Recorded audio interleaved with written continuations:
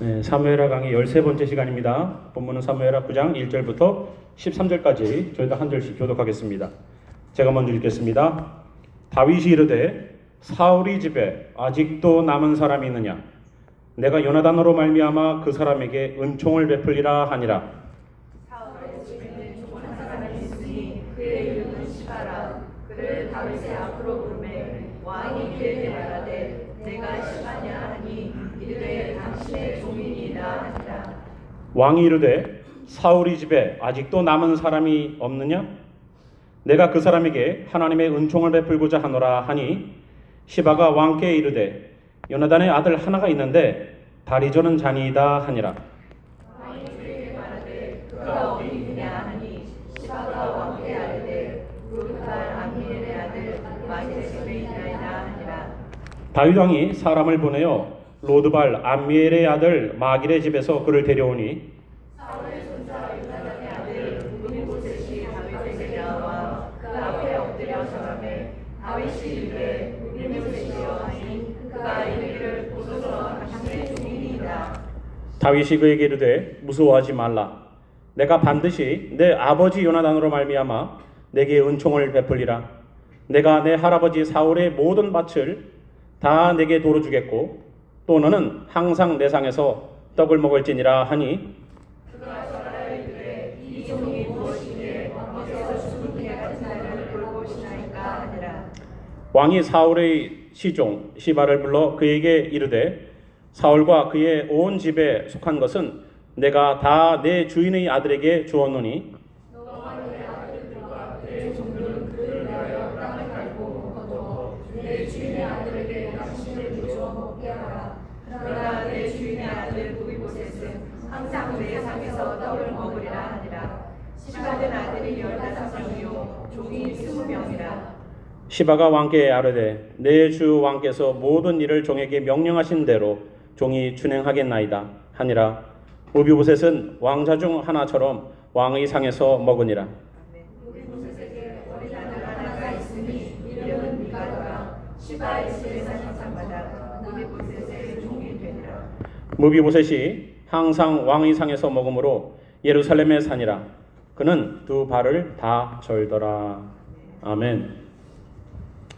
예, 오늘 제목이요. Everything changed, but nothing changed입니다. 다 변하는데 안 변하는 게 있다라는 것을 우리 함께 좀 나누길 바랍니다. 오늘 우리 구장으로 넘어오면서요 등장하는 인물이 무비보셋이라는 사람입니다. 다윗과 무비보셋에 관한 이야기 여기에 등장하게 되는데요. 다윗이 지난번 7장에서는요, 8장은 전쟁하느라고 정신이 없었지만 7장에서 다윗이 하나님께 이르되라고 하나님께 말을 하기 시작합니다. 그리고 나서 하나님의 큰 은혜와 은총을 입게 되고 8장에서 그가 전쟁하는 그 곳곳에서 하나님이 승리케 하십니다. 그리고 9장으로 넘어와서 또다시 다윗이 말을 하기 시작해요. 여태까지 입 딱 닫고 있던 것이 아니라 중요한 신앙의 의미가 있는 어떠한 이벤트가 있는 장면이기 때문에 다윗이 말했다라고 얘기가 시작됩니다. 9장 1절 보면은요, 다윗이 이르되라고 말합니다. 또다시 다윗이 얘기를 하기 시작했다는 거죠. 중요한 얘기입니다. 뭐라고 물어봤냐면 사울이 집에 아직도 남은 사람이 있느냐? 내가 요나단으로 말미암아 그 사람에게 은총을 베풀리라 하니라 라고 말합니다. 사람은요, 내가 경험한 것을 남들과 나누는 거예요. 내가 하나님의 사랑을 받은 사람은 하나님의 사랑이 얼마나 컸는지 그 사랑을 나누는 거예요. 내가 하나님의 은혜를 받았으면 그 은혜가 어떤지 당신은 아는가? 라고 그 은혜에 대하여서 나누는 거예요. 하나님으로부터 용서를 받은 자는 그 용서의 기쁨이 얼마나 큰지 사람에게 주님이 당신의 죄를 용서하셨어 라고 용서에 대한 이야기들을 나누게 되는 겁니다. 내가 경험한 것을 나누는 거예요. 오늘 1절 보니까 다윗은 요나단으로 말미암아 그 사람에게 은총을 베풀리라 라고 말했던 것은 그냥 은총을 베풀겠다, 내가 왕으로서의 어떤 내 힘과 능력들을 가지고 멀시풀하게 뭔가를 해주겠다는 얘기가 아니라 내가 은총을 받았기 때문에 나는 그것을 나눠주겠다는 얘기예요. 마태복음 18장에 이야기가 나옵니다. 18장 21절부터 35절에 달란트를 탕감받은 자의 이야기가 나와요. 1만 달란트, 10,000달란트를 탕감받았는데 100데나리온을 가지고 있는 사람을 탕감을 안 해줬어요. 그러니까 어떻게 돼요? 그 사람의 죄가 다시 소급되었어요. 내가 탕감받으면 그 탕감해준 분의 마음은 내가 너를 탕감해줬으니까 너도 가서 탕감해줘라라는 의미가 있어요. 예수님이 직접 말씀하셨죠. 내가 용서를 받았으면, 내가 그 빛을 탕감받았으면 너도 가서 탕감해주라는 의미예요. 내가 은혜를 받았으면 가서 은혜를 나눠주란 말이에요. 나는 교회에서 은혜 받고 교회에서 신앙생활 잘하고 교회에서 잘 됐는데 집에 가면, 직장 가면 자녀들에게는 그 은혜가 안 나가면 그거는 말이 안 되는 거예요. 나는 주님께서 나를 용서해 주시기를 원하면서 나는 옆에 사람이 조금만 잘못하면 용서를 안 해준다. 그건 문제가 있는 거라고요. 그건 내 죄가 다시 소급되는 이유가 될 겁니다. 다윗은 내가 하나님으로부터 은혜를 받았기 때문에 그 은혜에 대하여서, 은총에 대하여서 다시 나눠주길 원해요. 하나님으로부터 받은 것이 은총이기 때문에 그 은총을 나눠주길 원한다는 거예요. 여러분들 가정으로 돌아가셔서, 직장으로 돌아가셔서, 친구 사이에든 여러분 아는 분들 사이에서건 내가 받은 것을 주게 돼 있다고요. 아무것도 줄 것이 없으면 아무것도 받은 게 없는 거예요. 무서운 얘기죠. 그렇게 마태복음은 우리들에게 오늘 이야기를 동일하게 풀어내고 있습니다. 내가 경험하고, 내가 체험하고, 내가 은혜 받은 것을 나누죠. 그래서 요나단으로 말미암아 하나님의 은총을 베풀려고 합니다. 그래서 찾아요. 사울의 집에는 2절입니다. 종 한 사람이 있으니 그의 이름은 시바라. 그를 다윗의 앞으로 부르매 왕이 그에게 말하되 내가 시바냐 하니 이르되 당신의 종이니이다. 왕이 이르되 사울의 집에 아직도 남은 사람이 없느냐? 내가 그 사람에게 하나님의 은총을 베풀고자 한다는 거예요. 자기의 은총이 아니에요. 하나님의 은총이에요. 내가 받은 하나님의 은총을 나누겠다는 얘기예요. 그래서 그렇게 했는데 시바가 말합니다. 요나단의 아들 하나가 있는데 다리를 저눕니다 라고 얘기를 해요. 그래? 그가 어디 있느냐? 시바가 왕에게 말합니다. 로드발 암미엘의 아들 마길의 집에 있습니다 라고 얘기를 해요. 이 로드발이라는 지역은 예루살렘에서 한 100마일 정도 이상 떨어져 있는 아주 멀리 있는 시골 마을이에요. 왕의 손자가 절뚝절뚝 13절을 보면은 그는 두 발을 다 절더라 라고 말합니다. 무비보셋이 자기 할아버지 사울과 자기 아버지 요나단이 죽었다는 소식을 듣고 유모가 그를 데리고서 급히 도망할 때에 그를 떨어뜨렸어요. 그냥 들고 가다가 떨어뜨린 게 아니라 제가 볼 때는 말을 타고 가다가 말에서 낙상한 것 같아요. 추론이에요. 뭐 말을 탔는지 코끼리를 탔는지 모르겠어요. 두 다리를 그 나이가 언제냐면 5살이에요. 5살에 그가 양쪽 다리를 다 절름절름 할 수밖에 없는 그 나이가 되어서 뭐를 이뤘어요? 왕자의 자리에서 완전히 인생 밑바닥으로 가 사는 거예요. 자기 집에 사는 게 아니라 어디가 살아요? 저 로드발, 저 사람도 찾지 못하는 저 로드발이라는 마을에 가서 자기 집이 아니라 마길의 집에 산대요. 지금 이 시바라고 하는 사울 왕을 주인 삼아서 섬겼던 이 시바라는 사람은 자녀가 몇 명이라고요? 보니까 10절 보니까 아들이 15명이요. 뭐 아들만 있겠습니까? 딸도 있겠죠. 근데 딸을 안 쳐줬어요. 아들만 15명이면 딸은 얼마나 많겠어요? 자, 종이 20명이에요. 시바라는 이 종도 남은 그 부스러기 먹고서도 자녀를 풍성풍성하게 낳을 수 있을 만큼의 재력이 있었고 종들을 얼마요? 20명 정도 부릴 수가 있는 사람이었어요. 그런데 왕자는 어떻게 됐어요? 다리를 다 불구가 되었고 혹시라도 내가 다윗의 눈에 띄면 죽을까봐 사람도 드물고 인적도 드문 저 이름도 없는 마을에 가서 살고 자기 집도 아니라 남의 집에 얹혀 살고 있는 겨우겨우 목숨만 붙이고 있는 그러한 모습으로 지금 살고 있어요. 그 무비보셋이. 모든 것들이 바뀌었죠. 예전에는 내가 마음만 먹으면 뭐든지 할 수 있었던 내가 이제는 뭐를 하려고 그러면 대단한 것들을 내가 필요로 하고 이제는 아무것도 할 수 없는 존재로 바뀌어버렸어요. 자기의 지위, 자기가 누렸던 것, 자기가 갖고 있던 것, 모든 것들이 다 바뀌었어요. 그래서 저기 숨어서 살고 있는 그 사람을 시바는 알고 있었어요.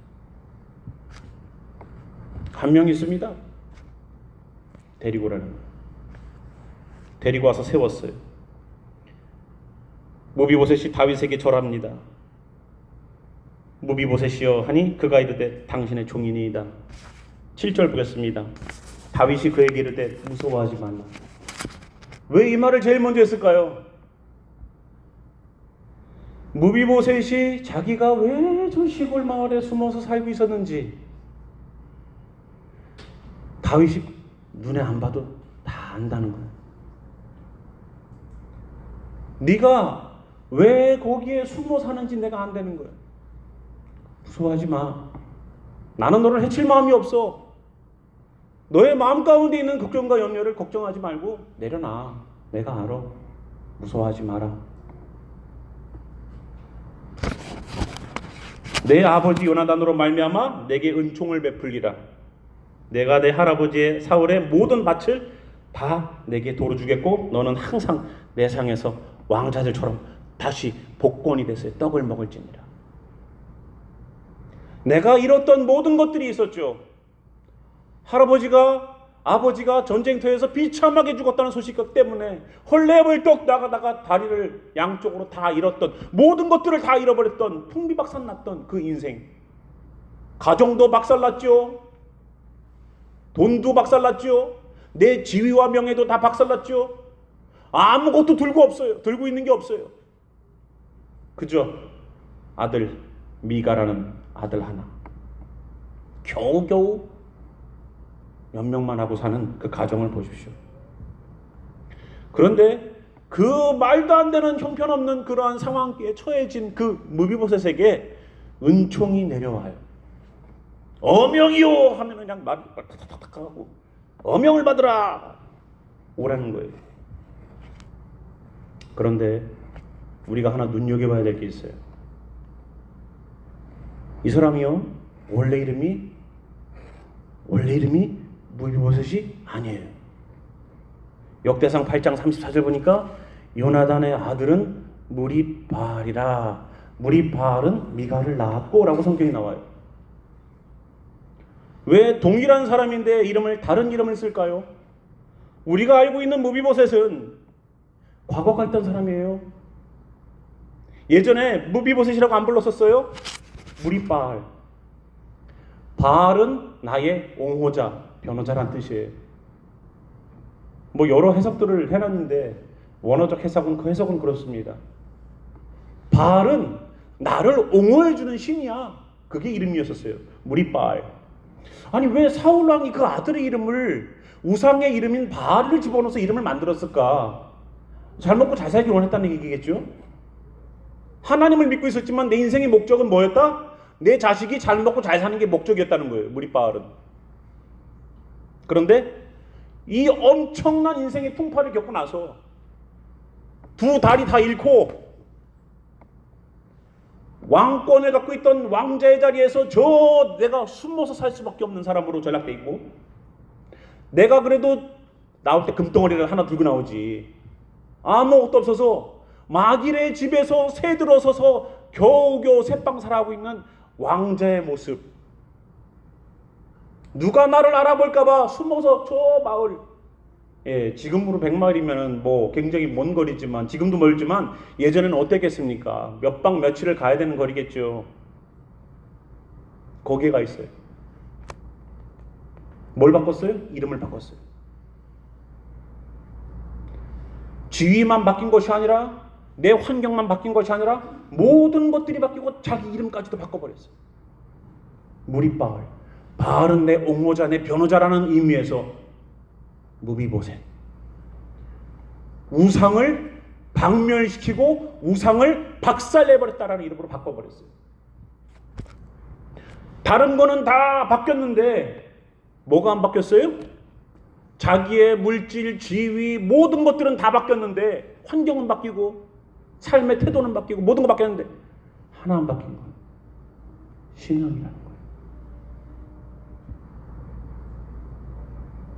거예요. 지금 돈도 마찬가지죠. 건강도 마찬가지요.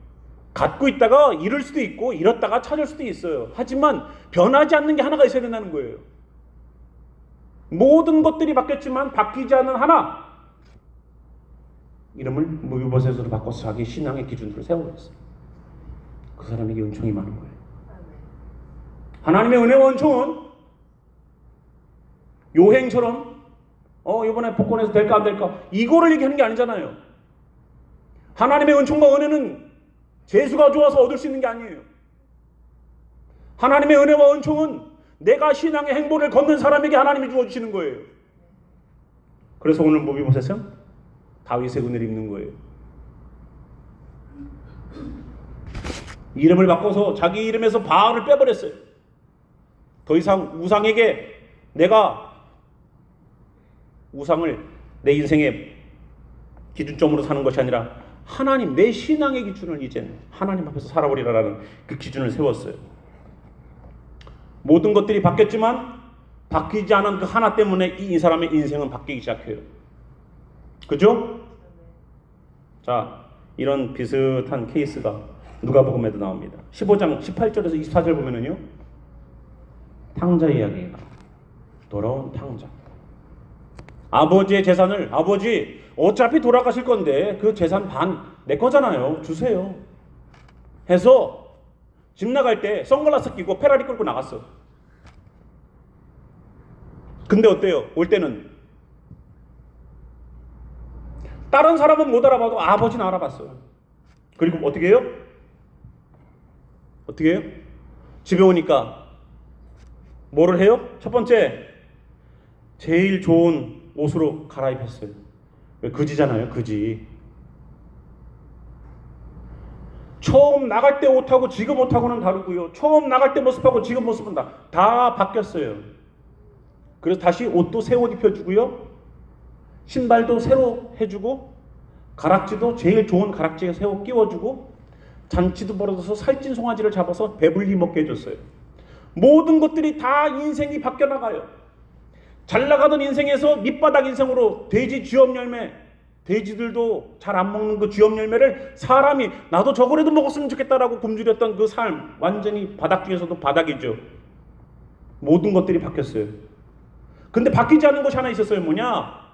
내가 우리 아버지의 아들이라는 거예요. 그거 하나 안 바뀌었기 때문에 금가락지 끼워주고 옷 새 거 입혀주고 신발도 없어가지고 신발도 새 거 신겨주고 잔치도 베풀어서 살찐 송아지를 먹이는 거예요. 바뀌지 않는 거 하나 때문에. 나는 다 바뀔 수 있어요.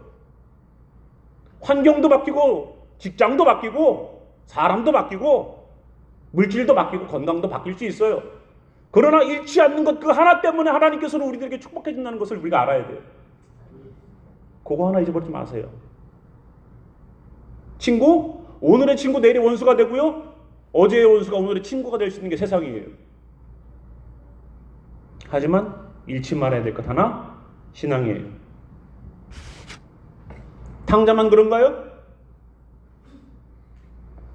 예전에 구약은 누굴 기다려야 됩니까? 예수를 기다려야 돼요. 메시아 예수. 기다렸어요. 아담의 시대로부터 시작해서 말라기 선지자가 외쳤던 메시지가 있었던 그 수많은 문화와 수많은 나라들이 수많은 시간들이 지나가지고 왔지만 그 단 하나 변하지 않는 거 있었어요. 뭐예요? 메시아에 대한 기다림이었었어요. 신약에 와서는 어떻습니까? 예수님 오셔서 직접 내가 너희들에게 무엇을 보내준다고 그랬죠? 성령. 성령을 또다시 기다리게 하셨어요. 환경이 바뀌었어요.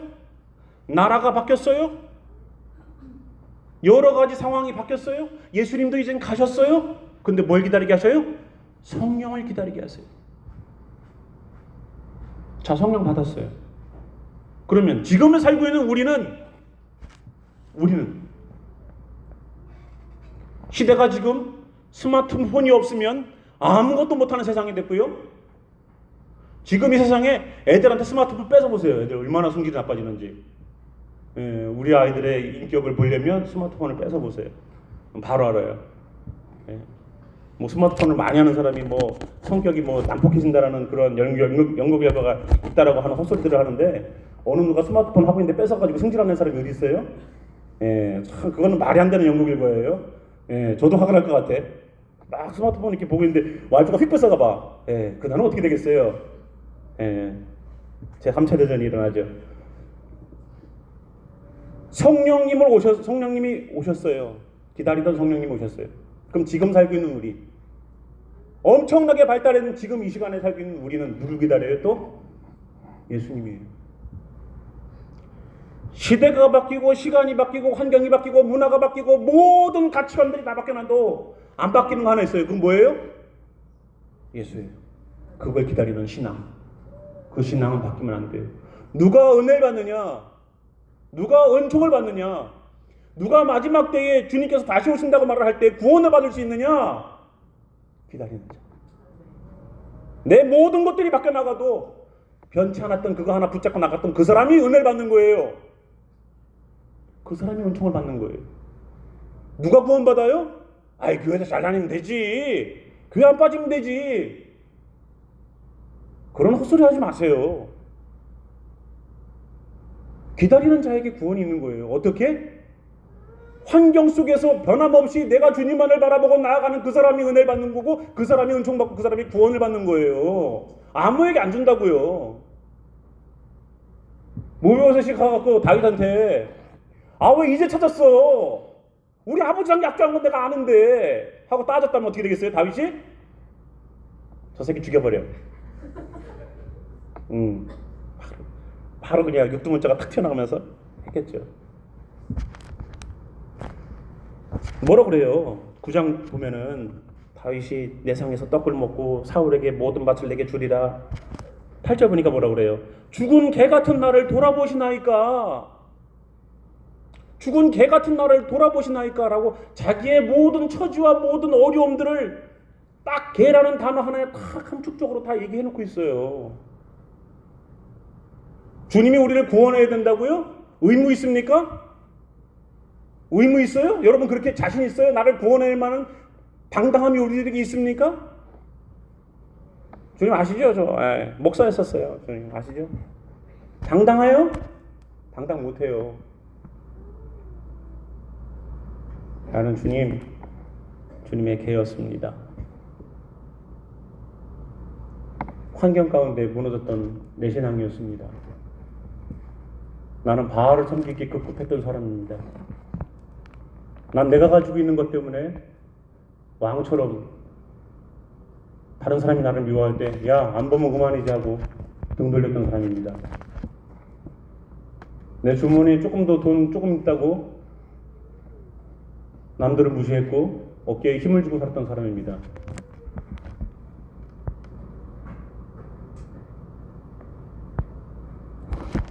이래서 어떻게 구원받겠어요? 주님, 나는 개입니다. 철저하게 주인의 상에서 떨어지는 부시래기 먹고 사는 그 개입니다. 나는 아무것도 아닙니다. 내 상황을, 내 형편을 너무나도 잘 아지 않습니까? 잘 아시잖아요. 변하지 않는 것 그 하나. 다윗이 보고 나니까 은총을 베풀 수밖에 없는 그 간절한 끓어오르는 요나단에게 했던 그 약속이 다시 한번 기억나서 눈물 흘릴 수밖에 없는. 그래서 무비보셋에게 내 상에서 네가 밥을 먹자라는 얘기를 4번을 해요. 네가 내 상에서 역시 사람은 밥으로 살아야 돼. 좋아하는 사람하고는요, 여기 또 보니까 이스라엘 사람들도 밥을 먹더라고. 나랑 기분 나쁜 사람이랑은 밥을 안 먹잖아요, 그죠? 오늘 예배 끝나고 식사가 있습니다. 여러분이 먹고 가는지 안 먹고 가는지를 보면은 알겠어요. 밥을 먹으라는 거야, 같이 내 상에서. 왕자들처럼. 우리의 상황이, 우리의 형편이 어떻게 살아도요, 여러분 잃지 말 것 하나, 그거 붙잡고 가십시오. 그게 신앙이고 그게 은총을 받고 구원을 받을 자입니다. 내가 구원받았다고 스스로 생각하지 마세요. 구원은 하나님이 주시는 거예요. 그래서 하나님의 기준에 맞게 살으시면 그것은 자동적으로 우리의 구원이 임재할 줄 믿습니다. 여러분, 여러 어려운 환경들이 벌어지고 우리 자녀들 이제 크면서 지금은 어머니 아버지 품 안에서 자라서 어려운 거 그렇게 많이 경험하지 못하고 살지만 앞으로 어려운 일들이 있을 거예요. 앞으로 고민되고 앞으로 걱정해야 되는 그러한 일들이 있을 거예요. 우리가 잘 살 수도 있고 못 살 수도 있고요. 큰 집 살았다가 조그만한 집 살 수도 있고요. 좋은 차 끌었다가 걸어 다닐 수도 있어요. 근데 기억해요, 친구들. 어머니 아버지가 나에게 물려준 신앙은 잃지 말자. 힘들 때마다 무릎 꿇고 그 문제 앞에서 기도했던 어머니를 기억하자. 문제는 엄마들이 기도를 안 한다는 게 문제지. 네. 엄마들이 기도를 안 한다. 그래서 수요일날 저희들이 모임을 또 가져요. 6시 15분. 신앙의 세 가지 산발이, 신앙의 산발이 아시죠? 말씀, 기도, 찬양. 이 세 가지 중에서 하나만 없어도요, 이 그릇은 쓰지 못합니다. 신앙의 산발이. 오늘 집에 가셔서 또 산발이 또 열심히 찾아야지. 찬양, 기도, 말씀입니다. 하나라도 빠지면 무너져요. 그거를 보여주셔서 자녀들에게도 인생의 어려운 순간들일 때마다 다시 그 변치 않는 신앙 붙잡고 나아갈 때 주님의 은혜와 은총이 넘치는 귀한 가정들과 한 영혼 한 영혼이 되어서 오늘도 무비보셋처럼 그 은혜를 경험하는 자들이 오늘 이 가운데 넘치길 바랍니다. 그 기다리는 자가 되어서 정말로 마지막 때 잘했어. 충성된 종아 잘했어. 잘 참았어. 잘 이겼어. 주님, 제가 그때 그 사람 치고 싶었는데 어금니 꽉 물었잖아요. 그래서 임플란트 했어요. 주님, 괜찮아. 잘했어. 잘했어. 주님, 제가 죽이고 싶었어요. 참았어요. 제가 잘했어. 제가 그래서 총을 안 쏴요. 주님, 우리 한국 사람들에게 총을 좀 안 된대요. 네. 오직 군대에서만. 이렇게 하도 많은 사람들이라. 네.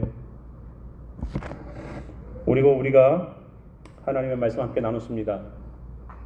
무비보셋 이야기를 보면서 정말로 내 상황 가운데 내가 상황에 따라서 주님을 믿었다 안 믿었다, 형편에 따라서 내가 주님을 더욱더 가까이 했다 멀리 했다, 이러지 않았는가 다시 한번 생각해 보면서 우리 일어나셔서 찬양 가운데 우리의 모습을 돌아보면서 한번 기도하는 시간이 있겠습니다. 함께 기도하겠습니다.